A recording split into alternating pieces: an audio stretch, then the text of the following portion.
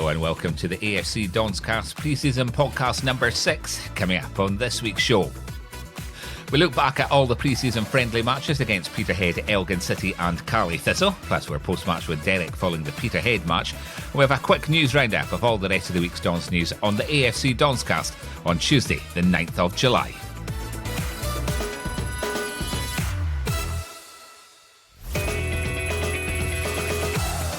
Starting off with our second friendly match of the close season at Balmoor last Wednesday, a new Don signing James Wilson featured off the bench in a 2-0 friendly defeat of Peterhead.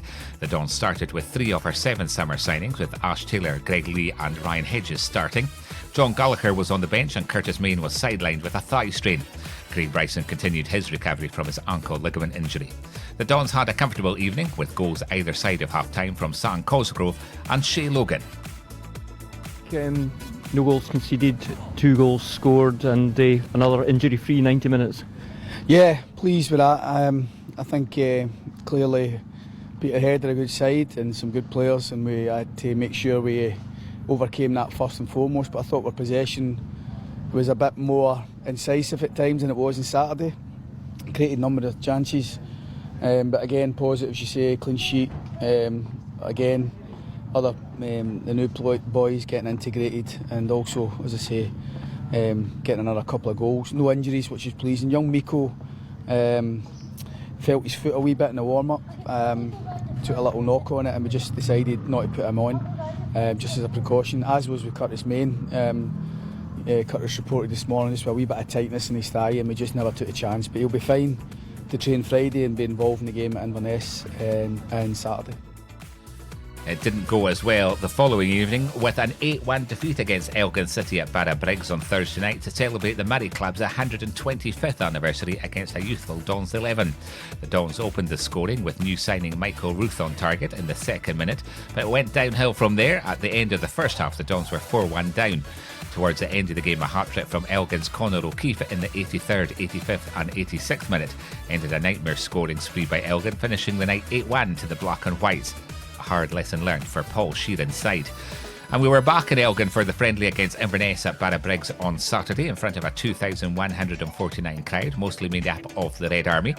Curtis Main scored his first Aberdeen goal in the 1-1 draw. Curtis converted a second half penalty after John Gallagher was taken down in the penalty box. Main went close with a header before Brad Mackay levelled for Inverness. The downside to the game, Greg Lee went off injured after he twisted his ankle in the first half, but Derek McInnes thinks he'll be alright for Thursday. The development Dons are back in action tonight against Devon and Vale, hoping to make amends for their outing against Elgin City last week. The first team are, of course, in Europa League action at Pittodrie against ROPS Rovaniemi on Thursday evening. Kickoff is at 7:45pm. And the Young Dons are back in action next Tuesday, the 16th of July, against Inverurie at Harlow Park. 7:45pm kickoff for that one as well.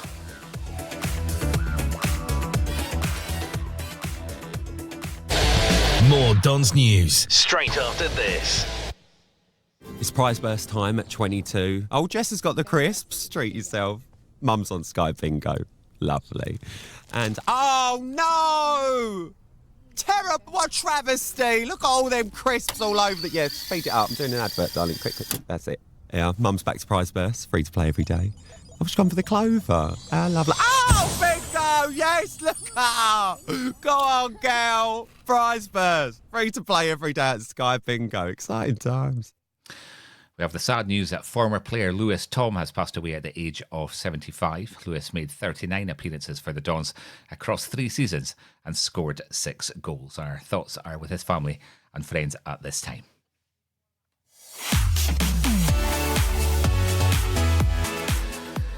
Yesterday, the club announced that midfielder Frank Ross had gone out on loan to Ayr United until January. Frank joins up with former Dons Sam Roscoe and Daniel Harvey at Somerset Park.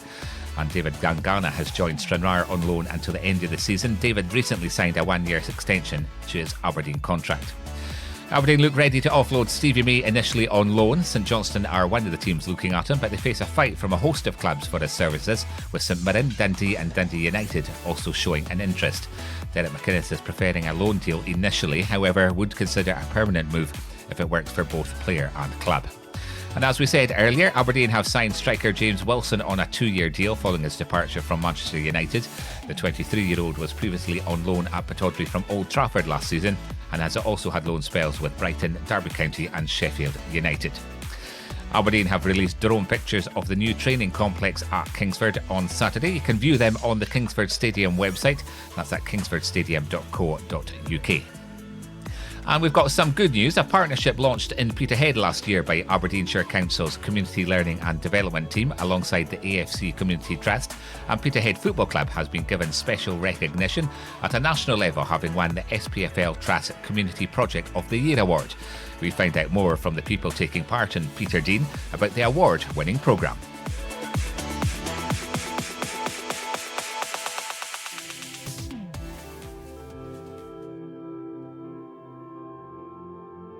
About this time last year, I learned that I was going to be doing it, and then I started it at the end of start of this new year.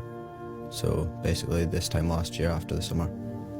At the start of the programme, I didn't take it so as seriously as I do now, because you would think you're out of school, so you're not in school, so you can do a lot of stuff, and then as you start to come up more, you start to realise and then take the programme a bit more seriously.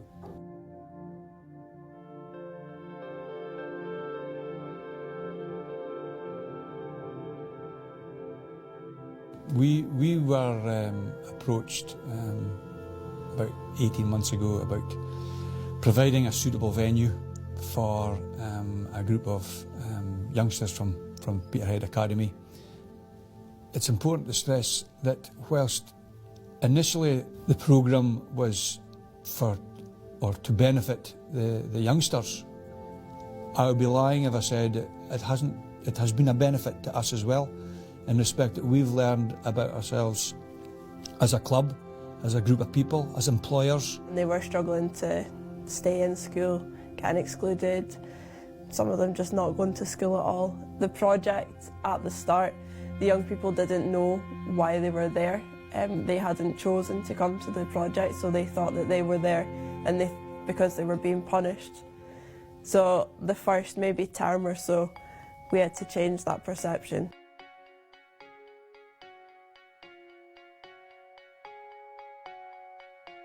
The day-to-day of the programme is pretty much what the young people want it to be.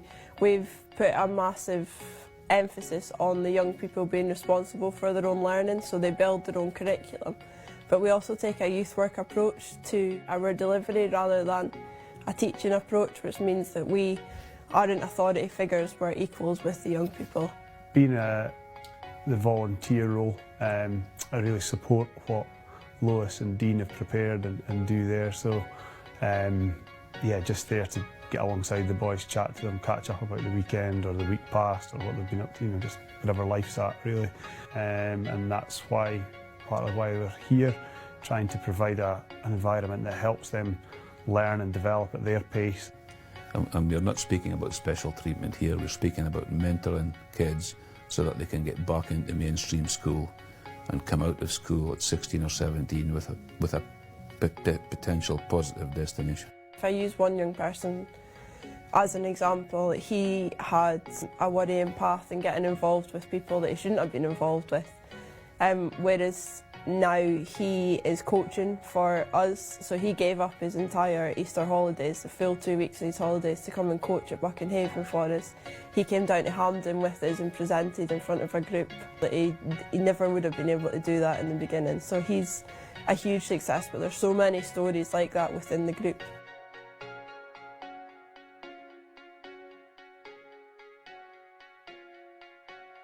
So I think this is a fantastic programme. I think it's working with the schools, working with the local football clubs, pulling everybody together to get to the same end goal is something that can be replicated. There's not a huge amount of effort got to go into this to make it work.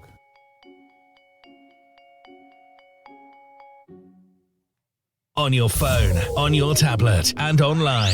This is the AFC Donscast from the Inverness Reds. OK, we've got a bit of admin to get through before we finish. Tickets for our match against ROPS Rovaniemi on Thursday night are still on sale. You'll need to order online and collect at the ticket office at this late stage, as it's an all-ticket affair. Order online at afc.co.uk/e-tickets or phone the ticket office on 01224 63 1903.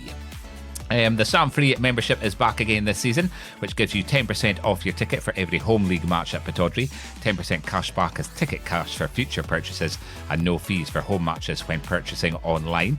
Membership costs £20 and can be purchased online at afc.co.uk/e-tickets or by phoning the ticket office on 01224 63 1903. And the club announced at the weekend that we have sold 9,300 season tickets with the aim of reaching 10,000 by the start of the league campaign. If you're still considering a season ticket, you can find out more at afc.co.uk/tickets/season-tickets. If you're in John Lewis in Aberdeen over the next couple of days, you can purchase the brand new Adidas home and away kit and select training wear from the shop, and tickets for the match on Thursday in the Bon Accord Centre. The pop-up shop can be found on the second floor next to the gifting department outside Bennugo Cafe, and will be open on Wednesday from 9 a.m. to 6 p.m. and on Thursday from 9 a.m. to 8 p.m. in the evening.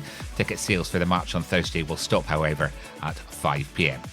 And finally, if you can't get to the game on Thursday night, you can watch it live online via Red TV International. It'll be audio only in the UK and Ireland, unfortunately, with a full replay available from 10 p.m. that night. And jumping ahead to the replay in Finland a week on Thursday, Red TV International will also be showing live video coverage of the game, with audio only in the UK and Ireland and a full replay from midnight.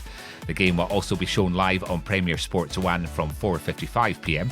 You can subscribe to Premier Sports if you have Sky or Virgin, or via their online player. More details at subscribe.premiersports.tv. The Red TV International coverage will start at 4:45 p.m. And I'll be back with post-Europa League reaction on Friday evening from 10 p.m. with a special AFC Donscast, and the pre-season podcast will be back as normal next Tuesday from 8. Till then, thanks for listening and stand free.